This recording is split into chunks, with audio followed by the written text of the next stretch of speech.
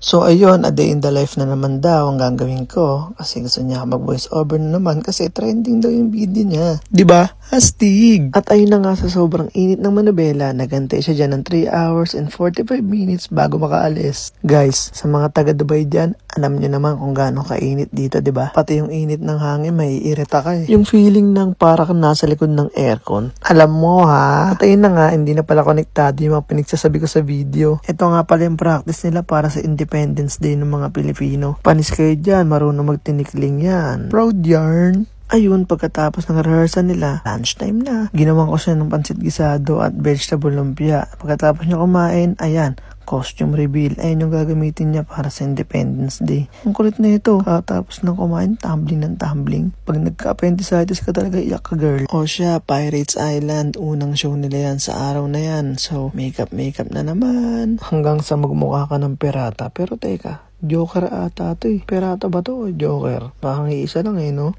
But wait, guys, pag napanood nyo tong video na to, please comment down below yung mga location nyo para alam namin kung saan na napunta tong video na to at ma-shoutout din namin kayo. Okay? So, ayun na nga, mic check. Bago ang show, para naman perfect ang lahat. Walang mali, walang problema. Pagbalik, suot na naman ang costume, accessories, kagaya lang ng nakaraang sinabi ko. Ulit-ulit lang. At yun na nga, shoutout kay Sugar from the Philippines and Papi from England. At ayun na nga, showtime! Guys, solid tong show nila sa personal. Kung gusto nyo silang mapanood ng live, puntahan nyo lang sila sa Motion Gate Dubai, Hollywood Theater, at tadat! At syempre pagkatapos ng show, gugutumin ka talaga. Kaya ayan, food trip muna siya malala and then magbababay na sa inyo. Good night. Bye!